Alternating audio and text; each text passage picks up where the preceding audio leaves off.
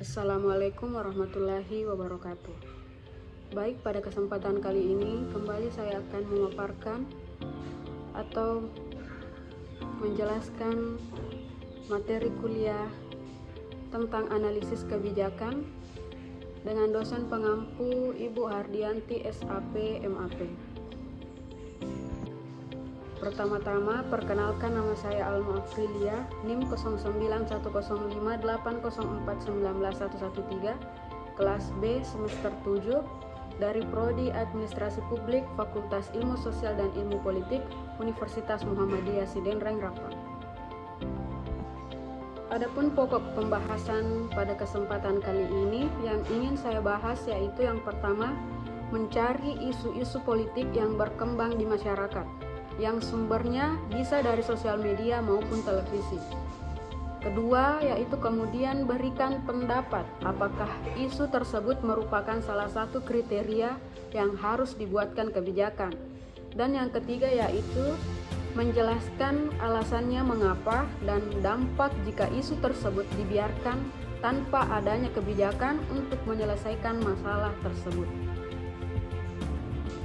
1.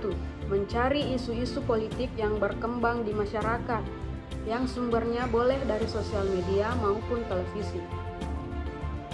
Masalah politik yang sering terjadi di sekitaran kita, yaitu contoh kecilnya yang sering terjadi di saat pemilu, yaitu pertengkaran antar pendukung calon yang mengakibatkan perkelahian dalam masyarakat karena banyaknya isu yang tersebar. Contoh lain yang tidak asing lagi bagi kita adalah politik uang. Kita sebagai masyarakat harus pandai memilih calon agar bisa mengubah pemerintahan yang lebih baik dari sebelumnya. Bukan karena ada uang sehingga kita memilih mereka. Coba berpikir lebih bijak.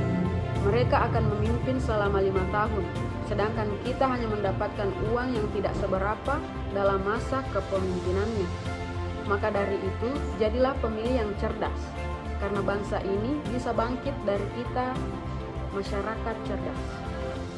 Kedua, kemudian berikan pendapat apakah isu tersebut merupakan salah satu kriteria yang harus dibuatkan kebijakan.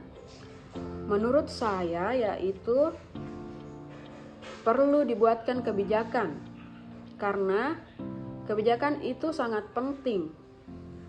Karena pilihan kebijakan dan keputusan yang dibuat oleh mereka yang berkuasa mempengaruhi hampir setiap aspek kehidupan sehari-hari, termasuk pendidikan, politik, kesehatan, dan keamanan nasional. Keputusan kebijakan publik dibuat setiap hari dan mencakup semua tingkat pemerintahan. Beberapa keputusan kebijakan publik dibuat di tingkat pemerintah lokal, sementara yang lain dibuat oleh pejabat daerah dan pembuat kebijakan di tingkat nasional dan internasional.